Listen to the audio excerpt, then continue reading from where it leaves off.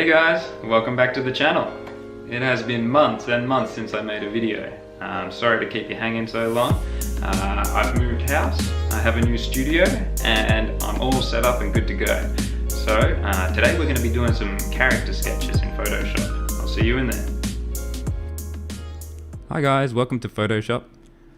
I wanted to do something a little bit fun for today's episode because it's been a while since I've released a video, so I chose goblins. Now, I love goblins, I love fantasy, I think we all do. You can look on the internet and find millions of pictures of goblins, but I wanted to try and take a different spin. I wanted to look back to some original source material that sort of inspired me and made me think goblin, and see what I could come up with. So you can see that the first step was to gather a bunch of reference. Now I'm in Australia, so I decided to choose a couple little quirky looking marsupials to give a little bit of a unique flavour to things, because I'm familiar with these little guys. They run around on the fences and things like that. Well, maybe not these particular ones, I think these ones are quite rare, but you know, we get these funny little possums and things like that. They're only here in Australia. They've got these big eyes and they're kind of goofy. They rummage around, you know, crawling in the roof and stuff like that. Little rat bags. They kind of like a squirrel mixed with a raccoon or something, but they don't really go through your garbage. And also, I recall from the past, I went to Thailand and I went to a monkey park, and there was all these signs everywhere with these pictures, like hand-drawn pictures of these adorable, cute monkeys with glowing cheeks and big bright eyes. And I was walking up to the place where we're going to see the monkeys. I'm kind of excited to see these friendly, fluffy monkeys. When you get there, they're not like that at all. They're like little drunk humans. They run up and they grab your leg and they're like, ah, give me the food, give me the food, give me the food. And if a smaller one comes along, they just run over and smack it, bite it and chase it away and come back and give me the food, give me the food. They're very much in a savage, primitive stage in their evolution, I would say. They're smart, but they're super competitive, and they're just out for themselves, right? It's all about being the biggest and the strongest, even though they're kind of small. And I love that idea of the very savage, vicious-looking little goblin. And he kind of, he's got a big opinion of himself, you know? Even though he's only maybe 3 feet tall, he's like, I am the greatest warrior, you know, and he'll go into the village of the humans and break into someone's kitchen and steal a kitchen knife and the lid of a pot or something like that. And, you know, this is his weapons and his shield. And maybe he'll go and kill a chicken or something like that and then drag it back to his cave and show it off to all of his little goblin buddies and try and present himself as the biggest, strongest, most fearsome warrior in the clan, you know, that sort of thing. So I had this idea of them being kind of petty and small. Yeah, savage in a way, like they haven't really evolved. And I wanted to try and get that through. So I gathered some reference of these little lemurs and possums and just sort of started to sketch. And I wanted to try and avoid a lot of the tropes, like the big nose and the pointy ears and stuff like that, and see if I could come up with some more interesting shapes. And for this video, don't expect it to look great, because I'm also going to be showing a technique that I use to try and get like more dynamic, more alive characters, and that is the rough sketch. I think it's super important when you're designing characters to show their intention, you know, a little bit of their attitude. And this first one's always a bit stiff. Like when you're drawing things, the second one, the third one, and the fourth one probably going to be pretty good, but the first one is always going to be a bit wonky. But the idea is that you try and capture some sort of energy and motion in the lines, and you don't worry about it being perfect. Don't get all tight. You want to just throw down the lines and the shapes and try and build the forms from your understanding of the anatomy and what you want the general attitude of the character to be. So this guy's a little bit flat-footed, I think. I think I'll come back and fix this later on. But yeah, you can see that everything is super rough, and I'm just kind of indicating a small amount of anatomy on top of a very, very rough model. And what we'll do later is we'll knock down the opacity of this rough sketch layer and just come back in with a bit more careful line work and just carve out the forms. It's so much easier to get nice lines when you've got a framework to build the character from.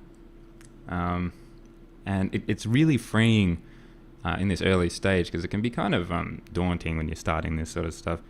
It can be hard to like commit to things because you don't want to stuff it up. But if you commit to creating something a little bit crap, you know, you like, this is going to be fixed later. It doesn't matter. And you just start throwing down lines, and there's no pressure because you can just erase out big chunks. You can just copy areas and mirror them over, and, you know, just cut out selections and shift things and fix the perspective or fix the pose. It's really easy because it doesn't have to look good.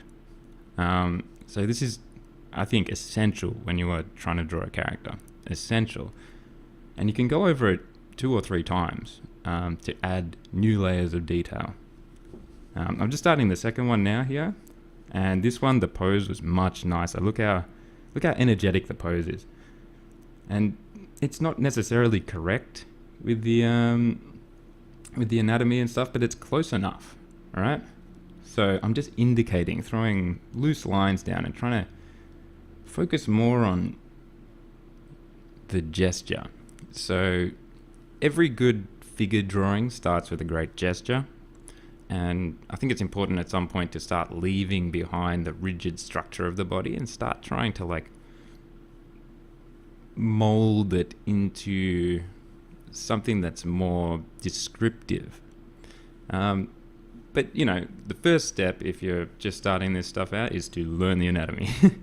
You just need to have a general understanding of what's there and some basic proportions so that you can mess with things and lay down a framework. So what I've got here, I've got perspective grid and just like basic large muscle groups. I'm laying out kind of like a maquette, and then just drawing on top of it more and more layers of detail. See there, I just grab that shield and just squash it down, make it smaller, because it doesn't matter. I can tweak this thing endlessly and get lots of errant lines going all over the place. It just does not matter. We're not focused on getting a good result. We're focused on getting a good vibe. And I was really happy with how the vibe of this guy was coming together. He looks a lot more aggressive because with the first one, I was looking at that face in the bottom right of that lemur with the really creepy looking eyes. How creepy is that? One of the eyes is super big and the other one is small and dark. Kind of reminds me a bit of David Bowie at his weirdest times, you know, how he had the one pupil completely dilated and the other one not. Just a very, very unsettling look. So the first one was based on him, and the second one was based off, I went with the guy that was yelling with the hair spiked up, just to the, well, now to the right of that little lemur in the bottom. So this one's more aggressive. And so my next thought after thinking, what is the pose and what is the intent of the character is, what's he holding? What's he wielding? And it's kind of a pet peeve of mine with like Dungeons and Dragons and those sorts of things, that goblins, they're all wearing like chainmail armor and helmets, and they have swords and things like that. I think it's a bit boring. These guys are little feral, violent humans. I don't imagine them ever really forging anything or constructing anything. I kind of prefer the idea of them as little raiders, like these demented small little Vikings or something that just go and raid neighboring villages and steal whatever's at hand. And so this guy's got a hammer, just an old construction hammer, and it's his mighty war hammer. and he's stolen a water skin or a flask of some type. Maybe it's got alcohol in it, or maybe water. Who knows? But it's huge on him. And he slings it over his shoulder. And for a shield, I figured it was some sort of whiskey keg lid or something, still with the cork stuck in the top, and he's just sort of nailed in a strap of leather so he can hold on to it. And that's about as crafty as I think these goblins should get. I thought he came up pretty cool, I think the effect is there. I just kept imagining this 2-foot angry green human swinging a hammer around and yelling at me. And I don't know. But I thought it came together nice. I was really happy with that one. And then I moved into the last one. And I had the idea of trying to add a little bit more context to this one. So I just quickly ran onto Google and grabbed a bit of reference for a rat. And I had this idea that this guy, I wanted to capture the seriousness.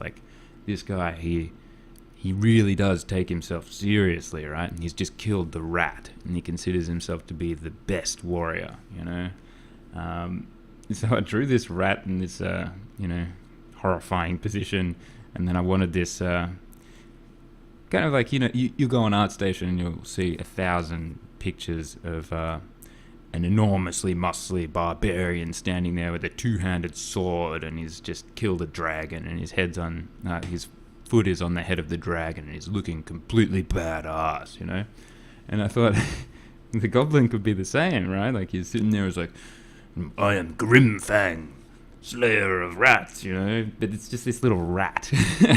So I really like that idea. So I wanted to get the most serious expression I possibly could, but also have him looking like kind of almost difficult to take seriously because the thing that he's killed is so small and pathetic, and his weapon is a rusty knife, but still kind of creepy and horrifying. You don't want him in your house. Yeah, I think this is my favorite one of the lot. It's a bit gruesome, but I kind of like that sort of thing, mixing the really cartoony kind of crafted style with more mature subject matter is something that's really interesting to me. Yeah, I went with the front on face first, but it wasn't capturing the vibe correctly, right? Because the angle that I've got this view at is we're looking down, because I chose that angle because they're very small. But the badass expression is always someone looking up from underneath their brows and a lot of shadow. So I tilted the head forward and gave him a bit of a this was riffing off that really creepy-eyed lemur again, but then I threw in the funny ears of the little marsupial mouse thing, and it kind of ended up looking like a very evil Dobby or something, but with maybe a little bit smaller eyes and a tiny little nose, and I think he looks kind of cool, like a very serious Yoda, rat-slaying Yoda. But I had a lot of fun with it. And I feel like that's a really good indicator that you're onto a good drawing, is when you're just loving putting the lines down. I think you can see it. And I was trying some slightly... Because when you're working with this rough, sketchy way, and you're not thinking too much about the lines, it's much easier to sort of just try and draw in the value, which is something that I've been trying to do. I should say, I don't consider myself to be any authority on how to do this stuff at all. I never studied. I just draw a lot and draw for clients and stuff, but I don't really know a strong process. I just know my process. But I think it's kind of important to try and think of things as forms and try and draw in values, turning the forms rather than sticking to outlines, because when we take this to a render, we're going to rely upon it being some sort of three-dimensional object in space. The line work is going to go away, and we need it to hold its own shape and look real. Someone who does this really well, and where I became inspired to try harder with this was is Karl Kopinski. You should grab his sketchbooks and have a look. He's like a master at rendering out these forms and painting in the light with a pencil, and it just looks fantastic. He gets every vein and every muscle and every tendon, and there's so much energy in the figures, so much dynamic feeling and like tension in the muscles. Like if someone's holding something heavy, you can see that the arm muscles are flexing a little bit to compensate that, and it just gives such a believable tension to things, and everything is just drawn rendered. Maybe I'll chuck an image up on the screen so you can see what I'm talking about. Like, you should check him out. You can learn so much about how to study just by looking at his work. Anyway, this is getting to the end. You can see here that I'm actually fixing up this goblin, because he was the first one, so it was a bit crap. It takes a little while to warm up, and I did these in the early morning before I started my work. So just got in there, fixed the pose a little bit. He was just lacking something. I really liked the face, but he was lacking something, so I decided I'd give him a little cloak, maybe it's a rat skin cloak or something, and fix his pose, and I think he really came together. I think he looks pretty cool now. Anyway, in the next episode, I'm going to do the second pass, where I'm going to make a cleaner line drawing, and we'll take it to that next level, and then maybe I'll pick one or two, and we will take them to a finish, color them in, render them, and see how they come out. So if you're interested in that, tune into the next video. Thanks for listening, and I'll see you guys later. Alright, I hope you guys enjoyed the video. I had so much fun putting it together, and I can't wait to get in there and make part 2. So if you enjoyed what you saw and you want to see more, make sure to like, follow, subscribe, make comments, do all of that sort of stuff. Really help the channel out. I want this to grow, and I want to be a little bit more consistent. I know that pretty much every YouTuber says, "Oh, I want to be more consistent," and then they probably disappear for months and months on end. But I've set myself a challenge, try and release one video every week, every Monday, for the next 6 months. So let's see if I can stick to that. If I don't, feel free to jump online and yell at me on the internet. It'll probably really motivate me to work harder. So I'm super excited, guys, and I really hope to see you next time. Bye.